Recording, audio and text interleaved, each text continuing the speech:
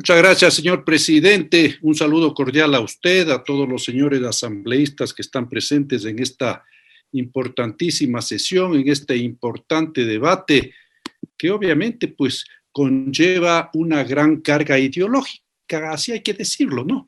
Y yo no voy a entrar en muchos detalles legales, porque aquí ya los detalles legales se los ha dicho y de sobra. Yo voy a dar ciertos criterios tal vez más enmarcados en lo que ha sido la realidad del país en los últimos años respecto al manejo del Banco Central. He de señalar también que celebro la forma democrática como se dan los debates en nuestra Asamblea Nacional.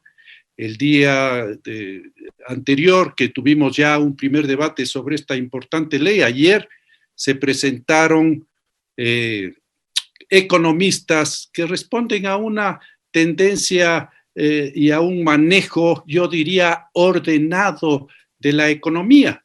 Y son los economistas ortodoxos, los que fueron permanentemente injuriados en el régimen anterior, porque se les llamaba los economistas OCP, conservadores, ordenados y prudentes. Qué buena cosa que hubiese habido prudencia en el manejo de la economía en el gobierno anterior.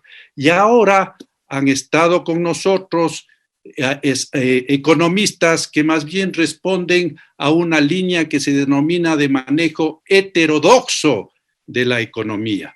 Y nos han dado tres charlas, tres conferencias magistrales que más parecían realmente una conferencia de adoctrinamiento. Y les decimos, pues con todo comedimiento a los señores economistas heterodoxos, que ya estamos pues grandecitos para que nos vengan aquí a adoctrinar al más puro estilo de lo que se hacía en los últimos años de la Revolución Ciudadana en algunas escuelas a lo largo y ancho del país. Así que ese adoctrinamiento está de más. Y yo les diría que para que haya sido completa esta conferencia magistral, hubiesen terminado con unas láminas que diga patria libre y soberana, o revolución, patria o muerte, o tal vez una imagen de el señor Fidel Castro, o tal vez del bien amado comandante Hugo Chávez. Ahí hubiese estado completo el adoctrinamiento.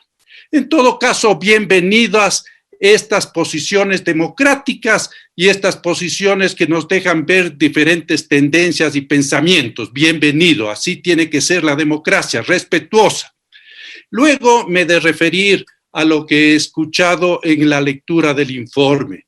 Y en la lectura del informe de la comisión, quiero decir, he visto una importante participación de los asambleístas del bloque revolucionario, así se llaman los asambleístas revolucionarios, y entonces han dicho de todo, pues no, han dicho que la ley es inconstitucional, que la ley no sirve, que la ley pretende privatizar al Banco Central, que la ley, que el Banco Central va a ser manejado por personas involucradas con la banca, que se va a dar crédito a la banca y no al sector público, que el sector público no podrá atender sus necesidades porque ese dinero va a estar destinado a la banca, etcétera, etcétera. Y no es así, pues, señor presidente, hay que decirlo, no es así. Y hay que decirlo, pues este informe y estas intervenciones se dieron antes del 11 de abril, pues. Y entonces los señores revolucionarios estaban seguros que ganaba su candidato revolucionario. El señor, bueno, no en ser ofensivos, pero ya sabemos quién es. Pero resulta que el 11 de abril, el señor revolucionario, por decisión mayoritaria de los ecuatorianos, perdió las elecciones, pues. Y entonces ustedes querían, señores revolucionarios, que esta ley no se apruebe, porque querían que el Banco Central siga siendo caja chica de ese gobierno supuestamente que iba a ganar las elecciones, populista y demagogo. ¿O no es verdad que el señor revolucionario ya ofreció, pues, de la manera más impúdica, que iba a tomar dinero de la Reserva Monetaria Internacional para dos cosas. En dos cosas ya se comía el 50% de la Reserva Monetaria Internacional. 1.000 millones de dólares para entregar ese bono mentiroso de $1.000 a 1 millón de familias. Y claro, pues como no hay dinero y como los señores revolucionarios son amigos de coger el dinero ajeno, ahí estaba el dinero en el Banco Central que no les pertenece y allá iba a meter la mano. Y luego se reúne con los alcaldes y con los representantes de los gobiernos autónomos descentralizados y dice también muy suelto de lengua que les va a pagar 1.200 millones de dólares con la Reserva Monetaria Internacional. Y entonces, si nos quedamos sin Reserva Monetaria Internacional, señores, por más que se quiera decir lo contrario, nos quedamos pues sin la posibilidad de sostener al dólar. ¿Cómo vamos a pagar nuestras obligaciones en el exterior si no tenemos plata en el Banco Central? ¿Cómo vamos a permitir que aquellas instituciones públicas, el Seguro Social incluido, que tienen depósitos en el Banco Central, acudan a esos recursos si ya se lo ofreció a algún demagogo populista? ¿Cómo vamos a responder en el supuesto no consentido? Ojalá nunca se dé, que habría alguna necesidad urgente de recursos en el país y los depositantes de la banca, de las cooperativas, etcétera, necesiten sus recursos y quieran esos recursos. Los bancos y las cooperativas van al Banco Central a que se les entregue ese dinero que ahí tienen y no hay recursos.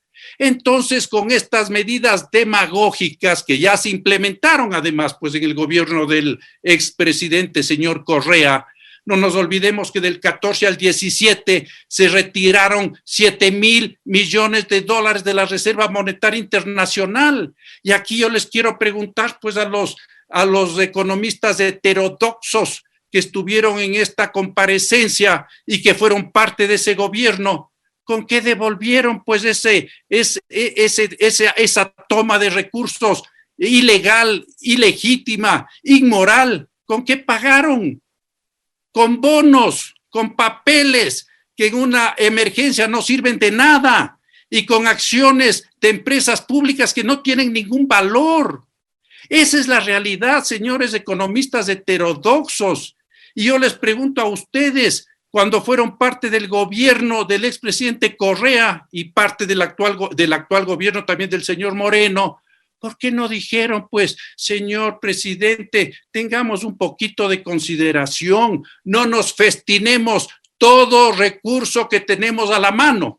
Se festinaron esos ahorros que se tenían y que hubiesen servido para la pandemia de la que hablan los señores revolucionarios ahora mismo, para poder atender la salud de los ciudadanos, pero no, pues, faltaba dinero para la dilapidación, el despilfarro y la corrupción. Coja todo lo que hay.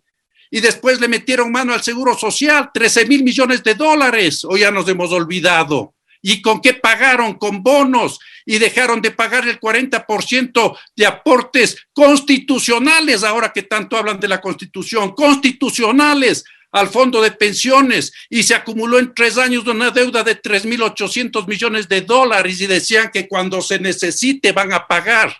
Esa era la forma de manejar los dineros y la economía del país, señores economistas heterodoxos que ahora nos vienen a dar clases de moral y buena costumbre.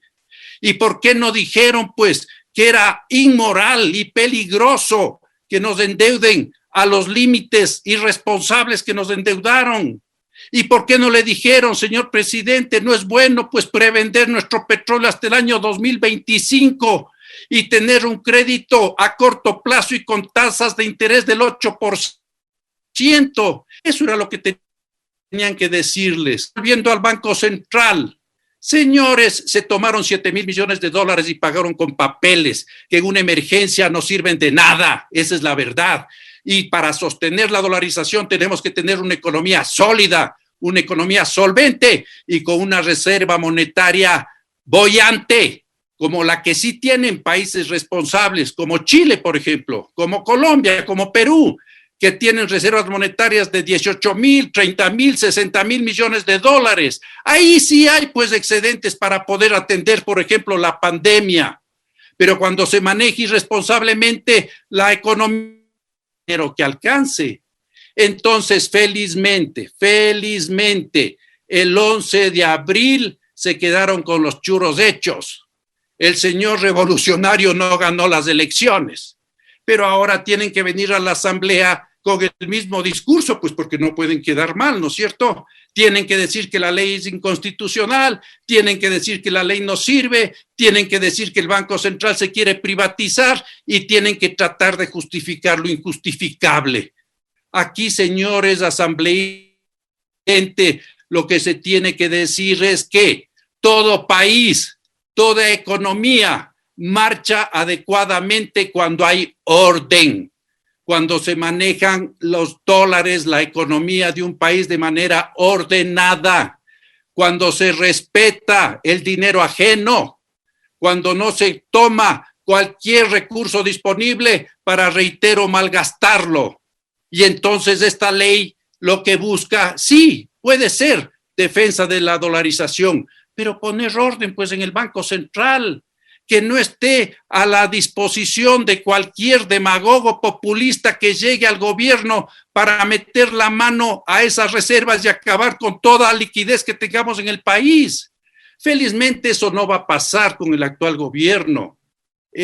Quiero decir, con el presidente legítimamente electo el pasado 11 de abril, porque Guillermo Lasso es una persona sobria, es una persona seria, es una persona honesta y sabe manejar la economía y jamás se le ocurriría meter mano a la reserva del Banco Central. Pero estuvimos a un tris pues de que esto suceda. Había ese peligro porque el propio candidato revolucionario así lo dijo. Entonces, señores asambleístas, más allá de que es inconstitucional, de que no corresponde, de que los miembros de las dos juntas van a ser del sector privado, de que se quiere privatizar el Banco Central, sigue aflorando ese odio al sector privado, ¿no? Esa animadversión al sector privado, y así querían supuestamente reactivar la economía en este país. Más allá de eso, señor presidente, tenemos que blindar al Banco Central. Tenemos que darle estabilidad, tenemos que darle políticas coherentes para que nuestra economía, más allá de la dolarización, que efectivamente hay que defender, para que nuestra economía tenga un buen manejo. Y este manejo será obviamente responsabilidad del Ejecutivo a través pues, de sus delegados en el Banco Central. Y si se quiere cambiar de dónde provienen estos miembros de estas juntas, hágaselo pues. Hágaselo para que no se diga que se quiere privatizar el Banco Central, pero tendrán que ser personas serias, personas responsables, personas que sepan de economía, no como los gerentes que tuvimos en la época de la presidencia del señor Correa, que no eran más que figuras decorativas y que esperaban el timbrazo. Señor gerente, necesito $1,000 millones, tenga, señor presidente. Necesito 2,000, tenga, señor presidente. Tendrán que ir personas serias a esas instituciones y esa será la garantía para una economía seria en el país y para que la dolarización se mantenga. Distinguidos amigos asambleístas, no vamos a archivar la ley, inclusive ya se presenta una moción previa. No, vamos a archivar la ley, porque tenemos que discutir la ley, tenemos que mejorar la ley, y estoy seguro que todo asambleísta que se conduele de su patria, que todo asambleísta que sabe que esta es una ley necesaria, que todo asambleísta que sabe y conoce que la dolarización hay que mantener, que todo asambleísta que sabe que la Reserva Monetaria Internacional no le pertenece a ningún gobierno de turno y tiene que ser preservada, aumentada y ojalá que crezca a las dimensiones de esos otros países que he mencionado, tendrán que aprobar esta ley, porque así lo dictamina la necesidad de la patria, así estoy seguro lo dictamina la conciencia de cada uno de ustedes y así lo dictamina el futuro de nuestros hijos, de nuestros nietos. Aprobaremos esta ley, señor presidente, porque es lo que el país necesita. Muchas gracias. Escuchamos la intervención del asambleísta Fernando Callejas, quien destacó el manejo democrático del debate al tener posiciones de economistas ortodoxos